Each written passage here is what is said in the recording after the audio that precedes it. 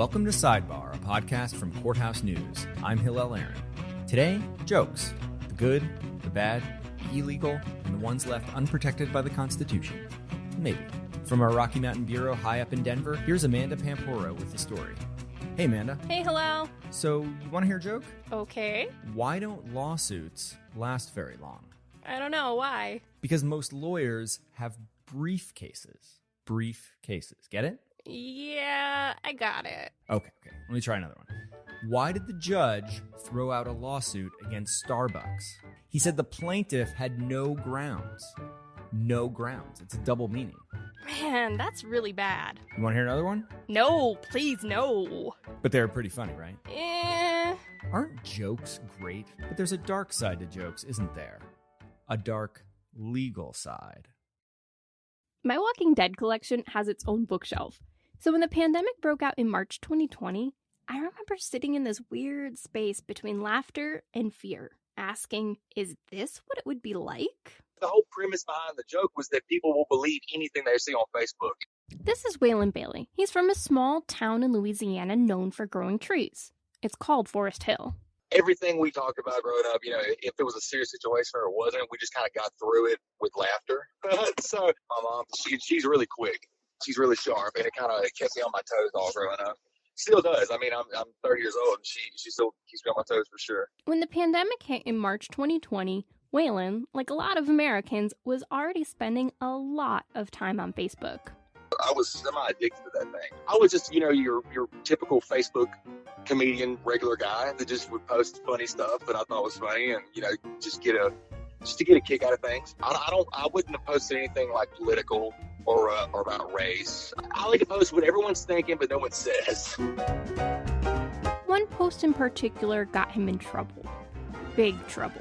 I thought about that post too before I posted it, and I was like, you know what? No, this meets all the criteria. Yeah, I even saw it, showed it to my brother and my dad, and they laughed about it. They were like, I don't know, and I was like, no, I'm pretty sure it's all good. In all caps, Waylon wrote, share, followed by 4 red exclamation points and, just in, Rapids Parish Sheriff's Office have issued the order. If deputies come into contact with the infected, shoot on sight. Lord have mercy on us all. Hashtag COVID-19. Hashtag we need you, Brad Pitt. Just know I'm coming back. That's the 2013 movie World War Z, where Brad Pitt's character springs into action to save the world from a zombie plague. Finally, Waylon typed a gasping emoji and a big red X. I got a lot of laugh, and I was waiting too. And I was like, if anybody does a mad face or gets upset, I will take it down immediately. And no one ever did. And then I forgot about the post. It was like about an hour afterwards, I was like, okay, yeah, well, that's dead. I'm over it now. So I was cleaning up my shop that I was trying to hang some bags and stuff in to work out because all the gyms are closing now. And then all of a sudden, I look up from sweeping the floor and there's 15 guns in my face. And I was like, oh, okay, how can I help you guys? And it was hard. It was really hard to take serious at the time because I was like, this is just so crazy. Somebody's got to be playing a joke on me. Nobody was laughing. In court documents, Detective Randall Isles said he did not draw his weapon before approaching Waylon, and that he told Waylon the charges right then and there. Isles' attorney and the sheriff's department both declined to speak with us for this story. Waylon was booked, his fiancée posted bail, and Waylon says he didn't know what he'd been charged with until he got home. And I was getting out of jail right then, and I was like, what did I even get arrested for? And my wife's like, felony terrorism. And I was like, excuse me, what? There's no way. And she's like, yeah, Waylon, yeah, there is a way, because it's all over the news. Whether you're a professional or of the living room variety, it is rare to be prosecuted for telling joke, but not unheard of. Over the decades, the courts have opined on what it means to have the First Amendment right to free speech. Stand-up comic Lenny Bruce broke through some of the toughest barriers in the 1960s. Truth is what is. If every politician from the beginning is crooked, there is no crooked. Prior to the Lenny Bruce trial, there was a great deal of confusion about the law as it relates to indecency and obscenity. And at the time of the Bruce trial, those two words were used rather interchangeably. This is Douglas Linder. I teach constitutional law at the University of Missouri in Kansas City. Prior to the Bruce trial, you had the Supreme Court not really coming to a clear consensus as to what the law should be. You had 9 justices, and they each oftentimes applied their own idiosyncratic test for what violates the First Amendment and what doesn't, right? And you had some justices kind of throwing up their hands, like Justice Potter Stewart famously said, I can't define obscenity, but I know it when I see it. on October 4th, 1961, police arrested Lenny Bruce at the Jazz Workshop in San Francisco, where he was doing his set. They charged him with criminal obscenity for 2 phrases in particular. Cocksuckers. And To is a preposition, come is a verb. To is a preposition, come is a verb, the verb intransitive. To come. you're hearing these how the prosecutor took them, totally out of context. Bruce was narrowly acquitted at his first trial in San Francisco, but one juror said he wanted to find Lenny Bruce guilty and thought the law should be changed to catch him the next time. They didn't need to worry about that. Over the next 7 years, Bruce was arrested again and again in LA and Chicago and New York, sometimes for his speech, sometimes for his increasing dependency on drugs. Police asked to testify had to read out loud what they heard Lenny Bruce saying at the club, and Bruce would complain he was going to lose his case because of the cops' lousy delivery. All the while his act was on trial, prosecutors had to make the case that what Lenny Bruce said was illegal under the obscenity laws in light of Roth v. United States, decided in 1957. In that case, an erotica publisher prevailed because the work was not utterly without redeeming social value. That standard held until 1973's Miller v. California, which established the 3-prong Miller test. So, under Roth, is the word cocksucker inherently obscene, or is there a context where it has artistic merit? 20 years later, the great George Carlin would argue it did. We'll divide the word cock and sucker from each other, those words. Sucker isn't dirty. Sucker, it's suggestive as hell. But it isn't dirty. And cock, that's not dirty all the time. That's one of those words that's only partly filthy. Cock, if you're talking about the animal, it's perfectly all right. They used to read that to us from the Bible in 3rd grade. The Bruce trials, focused on the language that the Supreme Court was using in its opinions at the time. They asked whether there is significant social value in what Bruce was saying, or was it just there for shock value? You had a number of people who would testify in that question. There was a lot of testimony as to whether it was patently offensive, applying the community standards. The Supreme Court's language was kind of picked apart. Bruce beat the charges in San Fran and Hollywood, but in New York he was sentenced to 4 months in a workhouse. They let him out on bail during the appeal.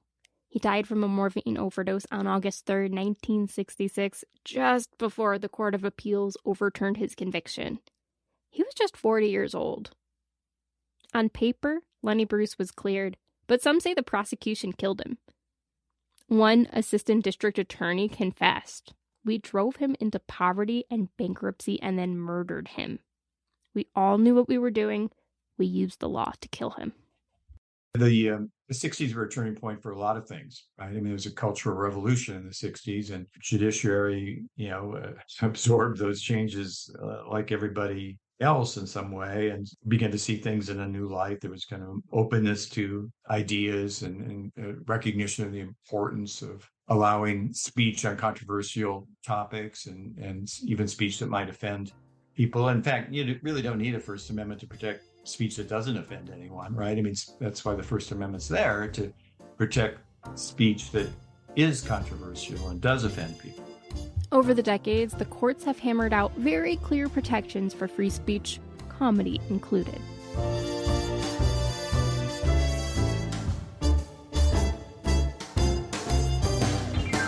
So our producer, Kirk, I'm thinking about murdering him. Oh, no, not cool. No, it's cool. I'm only joking. First of all, not funny. Second of all, not all jokes are protected. Explain. There are still quite a few things you can get arrested or sued for. You're calling for somebody to be murdered in a completely unsatirical way. If you're trying to incite a crime. And fraud. Defamation is also not protected by the First Amendment if it's found to be defamation. Even then, the case has to be made in court. So you can't threaten anyone, incite a crime, or commit fraud in a joke. What else can't you do? Well, it's complicated. Like when a dog walks into a bar? Huh? The bartender says, "Hey dog, haven't seen you in a while. How are things going?" The dog looks at him and says, "Rough." Let me tell you one. What's the difference between a bottle of Jack Daniels and a bottle of dog poop? Give up? That's what's so funny. Apparently, the average consumer can't tell the difference either. At least that's part of a lawsuit Jack Daniels filed against VIP Products in 2014 over the Bad Spaniels dog toy. The squeaky toy looks strikingly like the whiskey brand's square bottle, even though the label promises to be 100% smelly. A federal judge entered summary judgment on behalf of the booze company, then the Ninth Circuit reversed. So Jack hit the road to the Supreme Court. Because there's a case that I think is going to go a long way to defining how humor is viewed in the law, and that's the Jack Daniels versus VIP Products case. My name is Jim Flynn. I've been an attorney now over 30 years, and that whole time been involved in intellectual property matters, including trademark, copyright, defamation. So trade dress is, how does the product look? It includes the trademark, but goes a little bit beyond that. The reason I think it's so important from the perspective of humor in the law is it's really a case about commercial speech. If you go back, when you look at humor in the law, Lenny Bruce was wrapped up really in the First Amendment because the claim was that what he was doing was obscene. Fast forward about 20 years, Hustler versus Falwell, 1988. Italian liquor company Campari used to run ads asking famous people about their first time. So Hustler ran a spoof saying televangelist Jerry Falwell lost his virginity to his mom in an outhouse. Falwell's defamation case went all the way up to the Supreme Court, which found Hustler's ad It was imbued with the notion of social commentary. There was a lot of politics behind it. and Hustler won. Falwell was important because it eliminated not only the defamation claims, but the intentional infliction of emotional distress claims, and said, hey, if somebody's being humorous or trying to be humorous or claiming to be humorous, you got to protect that, not subjectively depending on whether the butt of the joke thought it was funny. Jack Daniels takes issue with VIP's bottle of Old Number 2 on your Tennessee carpet, and that raises new questions. The Jack Daniels case is interesting because under the First Amendment, what's deemed commercial speech has always gotten a lower level of protection than, political speech. And when you look at what the Supreme Court's defined now in the Jack Daniels case, it's really very commercially focused. It's not about, does VIP Products want to make some political statement about Jack Daniels or Jerry Falwell or anybody else? There are a few ways the court can analyze the issue. First, under the Lanham Act, you can use the likelihood of confusion test. That's the bedrock trademark law signed by President Harry Truman in 1946. To protect its trademark, Jack Daniels has to make sure no one else on the market has anything like it, so customers don't grab a bottle of cola or something thinking it's Jack Daniels. After a 4-day trial, the district court found both infringement and dilution. The Ninth Circuit erroneously reversed both holdings. This is attorney Lisa Blatt arguing before the Supreme Court on behalf of Jack Daniels. As to infringement, the Ninth Circuit did not disturb the trial court's finding of likelihood of confusion. It instead reversed by applying an exception to the Lanham Act that the Second Circuit in Rogers v. Grimaldi invented for movie titles. Under Rogers, an expressive work is allowed to confuse as long as the use of a mark is artistically relevant and not explicitly misleading. But the Lanham Act has no exceptions for expressive works. Under the Ninth Circuit ruling, Jack Daniels worries humor becomes a get-out-of-the-Lanham-Act-free card, making trademarks worthless. It's not ha-ha-ha is not a standard under the Lanham Act. This matters, VIP's attorney Bennett Cooper argued. In our popular culture, iconic brands are another kind of celebrity. People are constitutionally entitled to talk about celebrities and, yes, even make fun of them. Jack Daniels advertised in its self-serious way that Jack is everyone's friend, and Bad Spaniels is a parody playfully comparing Jack to man's other best friend. And it's clear in this case that what Jack Daniels is complaining about is not bad spaniels as a designation of source. They're complaining about the speech, the parody, the comparison to dog poo and a bad spaniel, not the mark. Some are worried if the court totally throws out the Rogers test, it could outlaw other parody products, not just bad spaniels. Too broad of a reading could also chill the speech of perfectly legal parodists without the resources to defend their claim in court. But unless they prevail, Jack Daniels warned the precedent would stop someone like Nabisco from going after a marijuana edibles company that makes Stonios look too much like Oreos. A more narrow reading is more likely, but we don't know how or when the High Court will decide the lowbrow joke. Hi, this is Kelsey Reichman, a reporter for Courthouse News based in Washington, D.C., where I cover the Supreme Court. From rulings on abortion and gun rights to who gets to decide if your student loan debt gets forgiven. We're covering everything that happens on One First Street. You can read more of my work at courthousenews.com. You can also follow me on Twitter at Kelsey Reichman, where I'm tweeting all things SCOTUS and the occasional cat photo. Now back to Sidebar, a podcast from Courthouse News. So whatever happened to Waylon Bailey, the guy who made the zombie Facebook post? Is he in Guantanamo Bay or something? No, the district attorney never pursued the terrorism charge against Waylon Bailey. But he was still upset. He thought the police violated his right to free speech. I had some friends that worked for the other local police department, the APD. They're all, oh, yeah, it's messed up. And I'm like, yeah, you say it's messed up. The end of it with them saying it's messed up, they said, but you got to watch what you say. And I'm like, no, I don't have to watch what I say. That's the First Amendment. It's in the Constitution. I mean, this is America. Everyone talks about freedom and everything and all their rights and stuff, but I mean, they threw mine directly out the window. Waylon sued Rapids Parish Sheriff Mark Wood and Detective Randall Isles on September 21st, 2020, in the Western District of Louisiana, citing First and Fourth Amendment violations. The judge found Wood and Isles entitled to qualified immunity and threw out the case in July 2022. Qualified immunity is a doctrine invented by the Supreme Court in the 80s. This is Caroline Grace Brothers, and I am an attorney for the Institute for Justice. The Institute picked up Bailey's case on appeal. If you're trying to hold state or local government officials accountable for violating your rights, they are not going to be held accountable for that unless you can show that A, they violated your rights, and B, that your rights were clearly established at the time of their actions. And what that means in practice is even if the officials violated your rights, unless you can point to an identical case with identical facts, those officials are going to be let off the hook and you're not going to have a remedy for your right. Brothers also represented Anthony Novak in Parma, Ohio, when he made a Facebook page parodying his local police department. The posts included, "Could you introduce yourself for the tape job ad?" discouraging minorities from applying. There was also a new policy prohibiting people from feeding the homeless, so they could starve them out of town. Would you mind introducing yourself for the tape?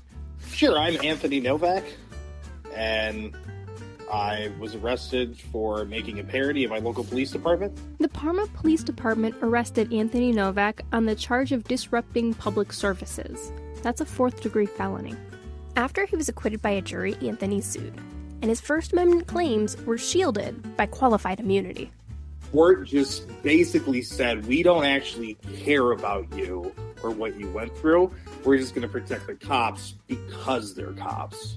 Anthony appealed to the Sixth Circuit, which affirmed. He petitioned the Supreme Court and was denied. But he did make a new friend. I'm Mike Gillis, head writer for The Onion. Satire is a very powerful rhetorical mode that allows you to hold up the foibles of society and sort of explode them. And in the case of parody, do that by inhabiting the form itself and kind of making it devour itself from within. The satire publication The Onion submitted an amicus brief to the Supreme Court in support of Anthony Novak's case. It was written as a parody mocking legal briefs. I think what was very satisfying about writing the amicus was that its success in itself was a vindication of the defense that this should be a protected form of speech. What still exists in America is a very established tradition of First Amendment and parody law protection for outlets like The Onion and for the average person. So I think the unfortunate thing with this case is that there wasn't a definitive blow with the Supreme Court saying, look, police should watch out when they try to trample on somebody's rights. With that said, I do think that the lengthy history of precedent and for the First Amendment is still there and it's still intact, and it doesn't seem like it's being disassembled completely right now, although I do worry about cases like this being kind of a foot in the door. I still wonder, is it legal for me to create a parody Parma Police Facebook page at this point? Yeah. No, and I think that is, we get into that in the brief as well, but that's very real for us, that discussion over what is the legal line for what we can publish, and even just the whiff of the potential prosecution or legal fines, that has a very significant chilling effect. And it's even just sort of the intimation that this might happen, which I would also say, not to be overly dramatic, but that's how most authoritarian regimes operate. It's not that Xi Jinping cracks down on everybody posting a Winnie the Pooh meme about him. It's that some people get hassled, some people get arrested, some people get threats, and then that's enough to create this cloud of confusion where you're suddenly wondering, oh, maybe I should just not do this. Maybe I shouldn't mock the government at all.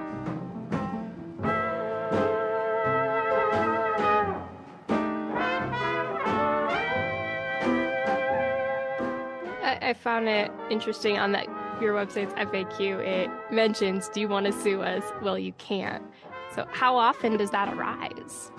It hasn't happened very recently. I would say that Donald Trump was one of the repeat offenders of threatening to sue us, and we just ignored it. So I think that knowing that we stand on firm ground is really helpful there. When we got threats from him, this was his pre-presidency, when we were making fun of his tiny shriveled penis, the claims that was libelous and they were going to sue us into the ground. We just had legal counsel that told us we're fine, and that's not how it works. The reason we need blanket protection for speech is that everyone has that instinctive drive to shut down conversation when they deem it offensive or when they feel like it's threatening their power. And so I think when you have the most powerful people in the country, like police officers, Supreme Court justices, responsible for deciding where that line is when something has gone past offensive and needs to be shut down because it's dangerous, I think that's a setup for a really troubling future. At this point, the way the Anthony Novak's case ended, is it or is it not legal to put up a parody page of the Parma Police Department? It is an open question, unfortunately. Caroline Grace Brothers? So let me back up. Parody is broadly protected by the First Amendment. That has never been a question. The Sixth Circuit Court of Appeals ended up basing its qualified immunity decision on the fact that Novak had reposted a warning that the police department posted on its official page, saying that this was the official page and that they were investigating the fake page, and he reposted that to his page and then deleted comments saying that his page was fake. The court ended up focusing in on those two minute details of the case and saying that, well, no previous case has clearly established that those two actions were protected by the First Amendment, and therefore the officers get qualified immunity because they reasonably could have arrested him based on those actions. Do you think you'll ever put a similar police parody up again? If I move out of the county, I will definitely make a new fake Parma Police Facebook page. Goals. It's good to have goals in life. It's good to have goals. I don't care how old I am. I'll be 50 and I'll be like, I'm out. And I'll make one. Is there anything you would tell yourself back in 2016 if you could talk to yourself right before you hit post? I mean, in the end, it worked out in the sense that I didn't go to jail, and I showed them for what they were, I think, at least as best as I can. But I don't think I should ask myself that question. I feel like the police should ask themselves that question, because I didn't actually do anything wrong. I just did something that I would normally do, not necessarily with the police Facebook page, but in general, making a parody of something. Yeah. I was just being myself, and they were just being dicks. The reason I'm so curious about, like, would someone post this again is I wonder if you feel like your speech has been chilled. It has. Yeah. 100%. I would make on and off parody pages and stuff like that, goofy things. And I just haven't done that. Pretty much because of this. When I say I'll make another police Facebook page if I move out of the county, that's sort of a joke. I would think about it, though. Yeah. I would be afraid, though. I would want to leave the state. Like, I don't want to go to jail, because it's not guaranteed, even if you're right, that you won't just get a bad jury that sends you to prison. I agree that qualified immunity is a huge barrier to people remedying First Amendment wrongs. And it's also because courts are able to skip to the clearly established part of the analysis. They aren't deciding whether the right actually was violated. And so they aren't establishing new First Amendment case law, aren't taking that opportunity to elaborate on the facts. And so you get in a situation where if your First Amendment rights or any other rights are violated in a novel way, there isn't going to be there isn't going to be any case law establishing that those rights were violated. Any comedian will tell you context is key and jokes age badly. When Whalen posted #WeNeedYou Brad Pitt, it was just after the President of the United States declared a national emergency, and right before the state governor locked down Louisiana. So when Detective Isles said he thought the post was an attempt to get someone hurt, the judge agreed. And the court kind of focused in on the context of the COVID-19 pandemic and argued basically that because it was such a stressful time, that the arrest was reasonable to charge him with terrorizing based on that post. But to do that, the court relied on these World War I cases from the Supreme Court that created the now infamous clear and present danger test, where the line shouting fire in a crowded theater comes from. But so the clear and present danger test says that speech is protected unless it creates a clear and present danger of a crime or violence. But under that test, the court allowed the government to jail political dissenters during World War I. As any First Amendment lawyer or scholar will tell you, that's not the correct standard for evaluating speech under the First Amendment, and it hasn't been for decades.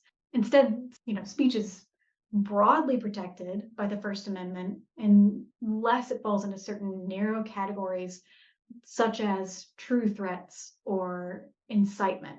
And those are two very high bars to meet. Whalen stayed off social media as long as he could, but there are a lot of jobs that require you to be out there promoting yourself. Professional boxing included. Okay, I'm a professional boxer now. I'm actually living in Dallas, training and fighting here. And I actually had to get back on Facebook just to kind of market my boxing stuff. So it's like, as much as I did not want to be back on Facebook, just because I had a sour taste about it, I went ahead and did it just because it's just better for my career, I guess. How did it feel to log back into the platform and start it back up? Oh, I didn't. My wife did all that for me. She's my PR girl. So she made me a page and a profile, a new profile page and everything. And I'm just now kind of logging back into it and looking at it, and I'm starting to I was off of it. Okay, I've been away from Facebook since March of 2020. The day I got arrested, I got off of Facebook. So being away from it for that long, to be honest, it started making me a lot more productive because I was semi-addicted to that thing. Getting back on it, I see all this from my friends and everything, and I'm like, yeah, y'all are the same. Y'all are the same exact people that I left Facebook when I did, and it's been years, and no one's changed. Nothing has changed, and it's it kind of, I don't know, it kind of made me grateful for get my attention away from that thing and focusing it on other stuff like fighting and all that. The Fifth Circuit will decide if Whalen's call to share is like Lenny Bruce saying "cocksucker" on stage, or if it's better measured by the proverbial person shouting fire in a crowded theater. Then again, the joke might be something else entirely in the eyes of the law. Muhammad Ali said truth is the funniest joke of all. Maybe that's why it seems like human nature to tell jokes, especially when what you have to say is going to get you in trouble.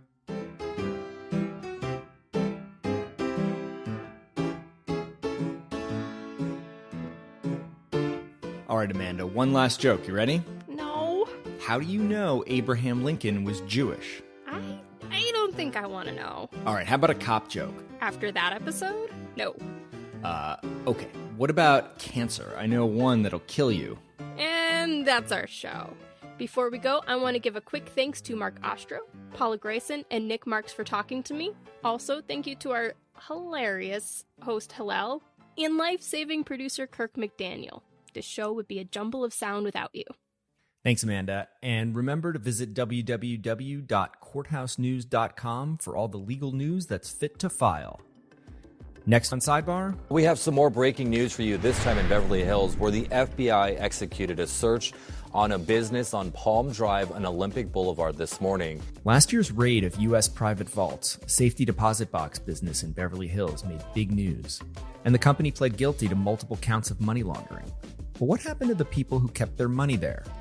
2 years later, some still don't have it back yet.